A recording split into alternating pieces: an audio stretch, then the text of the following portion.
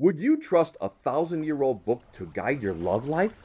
Especially for a Viking woman? What if that book was written by the god of wisdom himself, Odin? The Hávamál, or Words of the High One, is one of the most brutally honest guides to human relationships ever written. But what does it really say about women, love, and trust? And why do its lessons still spark debate, laughter, and even outrage today? Imagine you're a Viking, sitting in a smoky longhouse, the firelight flicking on faces both familiar and mysterious. You've survived another winter, but the real challenge isn't the cold. It's understanding the people around you, especially the women. The Hávamál promises wisdom, but it also warns trust is dangerous, love is risky, and no one, man or woman, can ever be fully understood. Let's start with the confession. The Hávamál is not a love letter. It is a survival manual. And when it comes to women, its advice is as sharp as a Viking blade. In stanza 84, Jackson Crawford translates, "No man should trust the words of a girl, nor anything a woman says. Women's hearts are molded on a wobbly wheel. Faithlessness is planted at their core." Whoa, that's strong. This line is often cited as evidence of Norse cynicism about women. But it's really about the unpredictability of human nature. The wobbly wheel is a metaphor for changeability, suggesting that both men and women are subject to shifting emotions and loyalties. In a world where trust could mean survival or disaster, the poem warns against taking anyone's words at face value, reminding us that caution is a virtue, not just in love, but in all relationships. That's not exactly romantic, of course, but before you roll your eyes, ask yourself, is this really about women, or is it about the chaos of desire itself? Here's the twist to that shocking quote. The Hávamál doesn't just warn men about women. It warns everyone about the dangers of longing, the traps of trust, and the unpredictable storms of the heart. Odin himself, the wisest of gods, is humbled by love. In one famous story from the Hávamál, Odin tries to win the affections of Billing's daughter. Odin is clever, cunning, and used to getting his way, but she outsmarts him, locking him out and leaving him alone in the night. "You should come back in the evening, Odin," she said, "if you want to woo me. It is improper unless we alone know of such a scandal." I turned back, away from my wise desire, and thought I'd already won her. I imagined that I would have the woman's love and all her joy. But when I came back that night, there was a good company of warriors, awake and ready for me, with burning flames and torches held high. I was shown my miserable way out. And when the morning came, I returned. Everyone in the hall was sleeping, and then I found a watchdog tied to the bed of that good woman. These stanzas recount Odin's failed attempt at seduction, showing that even the god of wisdom can be outwitted by love and desire. The story is both humorous and humbling. Odin's cleverness is no match for the woman's cunning, and he's left frustrated and alone. This tale illustrates that longing can lead to folly, and that sometimes the pursuit itself is the real test. And it's also just hilarious that Odin, the almighty Allfather, is left muttering when he sees a watchdog guarding the woman of his desire. How frustrating, right? As he reflected before his retelling of that story, in stanza 95 to 96, we read, "Only you know what dwells in your heart when you are alone. But nothing is worse for a wise person than to have nothing to love." I experienced this when I waited among the reeds and hoped in vain for my lover. That wise girl was my flesh and my heart, though I could not call her my own. Here Odin reflects on his experience, admitting that even wisdom has limits when it comes to matters of the heart. He hoped in vain. The advice is twofold. Be careful where you place your hope, and recognize that love, despite its risk, is essential to a meaningful life. Desire just won't cut it.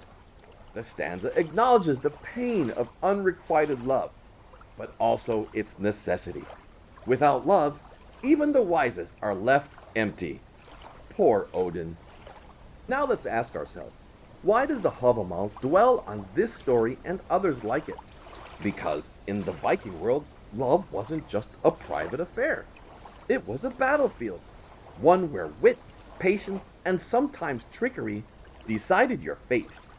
The poem's warnings aren't just about women, they're about the power of attraction, the risks of vulnerability, and the reality that even the strongest can be undone by longing. But the Hávamál isn't all suspicion and cynicism. Listen closely, and you'll hear something softer. A grudging respect, even admiration for women's power and independence. The poem admits that women have agency, that they can shape destinies, forge alliances, and outwit even the gods. In a world where marriages could mean the difference between peace and war, that kind of power was both feared and revered. And yes, a woman's kiss has power. Value a ship for its speed, a shield for its protection, a sword for its sharpness, and a woman for her kiss. So, it might be difficult to trust a woman, but oh, are their kisses worth it? So why does the Hávamál sound so harsh? Because it's honest about the stakes. In a world where betrayal could mean death, trust was a dangerous luxury. This theme of caution is repeated in several proverbs, such as, "Don't praise the day until it's night. Don't praise your wife until she's burned. Don't praise the sword till after the fight, nor your daughter till she's married. Don't praise the ice until it's crossed, nor the ale until it's drunk." By grouping wives with swords, ice, and ale, the poem emphasizes that everything must prove its worth through experience. These recurring motifs reinforce the call for patience and discernment, a reminder that trust and praise should be earned, not given lightly. Even the best relationships need boundaries. The Hávamál is obsessed with moderation, self-control, and the importance of keeping your wits, especially when your heart is on the line. But there's more. The Hávamál also recognizes the pain of longing, the joy of companionship, and the deep need for connection. No man should mock another for falling in love. A woman's beauty often strikes harder on a wise man than a fool. This stanza acknowledges that love and attraction are universal forces, capable of humbling even the wisest among us. In Crawford's breakdown of that passage, he notes that a literal reading of the Old Norse original would be, "Lust beautiful looks often intoxicate wise man, which do not intoxicate foolish man." The phrase, "lust beautiful looks often intoxicate a wise man," is a reminder that no one is immune to the power of desire. Vulnerability in love is therefore not a weakness, but a shared human experience. One could almost say that this stanza is one of the most compassionate in the Hávamál, because by acknowledging that no one is immune to the power of desire, it urges empathy. Judgment is easy, but understanding is wiser, and love can't be forced or owned by anyone. In this way, the poem is surprisingly modern. It knows that real happiness comes from respect, trust, and the freedom to choose. Let's open another curiosity loop. What about the darker side of love? The Hávamál doesn't shy away from heartbreak. Stanza 91 reads, "I'll speak plainly now, since I know both men and women. Men lie to women. We speak most eloquently when we tell the biggest lies, and seduce even wise women with lies." Here, the Hávamál takes a brutally honest look at human nature. It doesn't just critique women, it acknowledges that men too are guilty of deception. The line, "We speak most eloquently when we tell the biggest lies, and seduce even wise women with lies," is a biting commentary on how charm and manipulation often go hand in hand. This stanza could spark a discussion about the universal nature of dishonesty in relationships, and how it reflects the complexities of human interaction. The Hávamál's advice is sometimes harsh, but it's always rooted in the realities of its world. stanza 90 reads, "This is the love of deceitful women. It is like driving an unshod horse, a playful young poorly tamed foal across slippery ice, or like sailing a ship in a wild wind, or limping after a reindeer after the mountains thaw." This stanza is a masterclass in metaphor. The imagery of an unshod horse on slippery ice, a ship in a wild wind, or a reindeer in thawing mountains paints a vivid picture of the dangers of trusting deceitful women, or more broadly, the unpredictability of love itself. Each metaphor emphasizes instability and risk, reminding us that love can be as treacherous as nature itself. This stanza could resonate with anyone who has ever felt the thrill and danger of falling for someone they couldn't fully trust. Giving your heart is always a risk, but one that brings both danger and exhilaration. While the Hávamál offers poetic wisdom on love and trust, the sagas give us real-life examples of Viking women who navigated these challenges with wit, courage, and sometimes cunning. Let's take a closer look at 3 remarkable women whose stories bring the Hávamál's lessons to life. The first one is from the Laxdæla. Aud the Deep-Minded was a Viking woman who faced unimaginable loss. Her son, a king of Scotland, was betrayed and killed, leaving her alone in a hostile land. But Aud didn't crumble. Instead, she secretly built a ship, gathered her family and wealth, and set sail on a daring journey. She traveled across the Orkney and Faroe Islands, forging alliances and securing her family's future before finally reaching Iceland.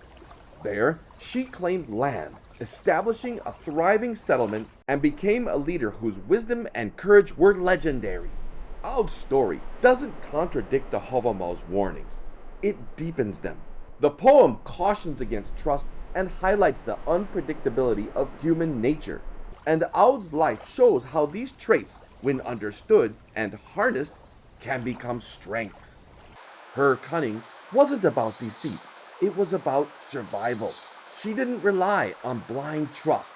She relied on her own foresight and adaptability. By turning loss into opportunity, Aud built a legacy that shaped Icelandic history. Here's another story from the Laxdæla saga. Gudrun Osvifsdottir lived a life shaped by love, ambition, and tragedy. Married 4 times, each union brought its own mix of passion and heartbreak.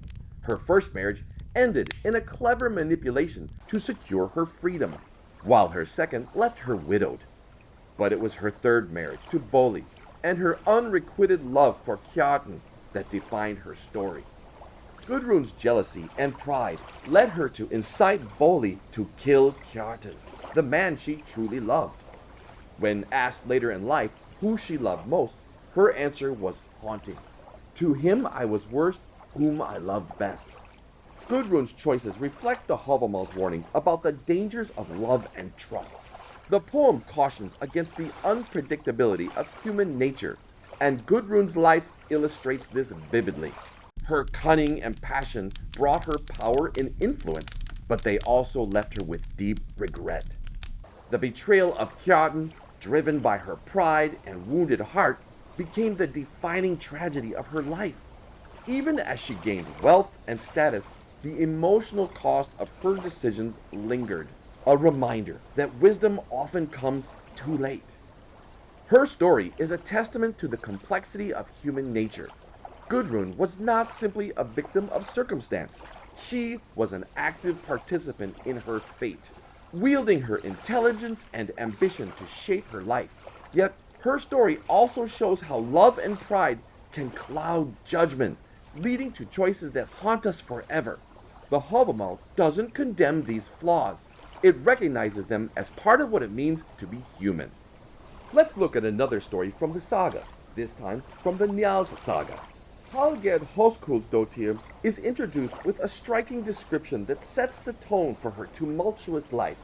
Her father, Hoskuld, proudly shows her off at a feast, asking his half-brother Hrut for his opinion of her beauty. Hrut's response is chilling. "The girl is very beautiful, and many will pay for that. But what I don't know is how thieves' eyes have come into our family." This ominous remark foreshadows the chaos Hallgerd's beauty and cunning will bring. Hallgerd's life is marked by a series of dramatic marriages, each ending in tragedy. Her first two husbands meet violent deaths, with Hallgerd's manipulative nature playing a role in their fates. When she marries Gunnar of Hlíðarendi, a celebrated hero, their union seems promising, yet Hallgerd's pride and defiance lead to a series of feuds that escalate into bloodshed. One of the most infamous moments in her story is her refusal to provide Gunnar with strands of her hair to string his bow during a critical battle, a decision that ultimately leads to his death. Hallgerd's story exemplifies the tension between beauty, power, and agency in Norse society. Her thief's eyes symbolize her ability to manipulate and control, but they also foreshadow the destruction she brings to those around her. In a world where women's influence often lay in their wit and cunning, Hallgerd's tale is a stark reminder of the double-edged nature of such power. Her legacy, like the sagas themselves, is both cautionary and compelling. Now, having heard 3 stories, in addition to some of the key texts from the Hávamál, let's pause for a moment and consider the cultural context. In Viking society, marriages were often strategic, arranged to secure alliances, property, and peace. But the sagas and the Hávamál both show that personal feelings, desires, and betrayals could upend even the best laid plans. Women like Aud, Gudrun, and Hallgerd were not just passive figures. They were active agents, shaping their own destinies and the destinies of those around them. As we near the end of our journey for this episode, let's reflect on what the Hávamál, as well as these extra stories from the sagas, teach us. Trust carefully. Don't let your guard down too easily. Remember that everyone, man or woman, has their own motives, desires, and secrets. The poem doesn't idealize anyone, but it doesn't demonize them either. It's a reminder that wisdom comes from experience, and that sometimes the best you can do is pay attention, learn from your mistakes, and keep moving forward. But let's not forget the humor. The Hávamál is sly, even playful. It teases, it warns, it laughs at our follies. It knows that love makes fools of us all, and that's part of what makes us human. The Norse didn't hide from this truth. They faced it with a wry smile and a sharp tongue. If you're still watching, you might be wondering, is the Hávamál outdated? Or does it still matter? The truth is, beneath these ancient words lies a timeless understanding of what it means to be human. To love, to lose, to hope, and to try again. The Norse knew that love could be both a blessing and a curse, and they didn't pretend otherwise. They faced it head-on with a mix of caution, humor, and hard-earned insight. So, the next time you hear someone quote the Hávamál, remember, it's not just a relic of the past. It's a mirror, reflecting our own hopes, fears, and desires, even today. The wisdom of the Vikings isn't about being fearless. It's about being wise enough to know when to risk your heart and when to guard it. Are you curious about the real lives of Viking women, their power, struggles, and triumphs? You're in the right place. The story of Norse women is far richer, stranger, and more inspiring than any myth, and there's so much more to explore. And finally, before you go, let me ask, have you ever trusted your heart only to be outwitted by love? Or maybe you've been the one holding the keys, watching someone else learn a hard lesson. The Hávamál would say, welcome to the club.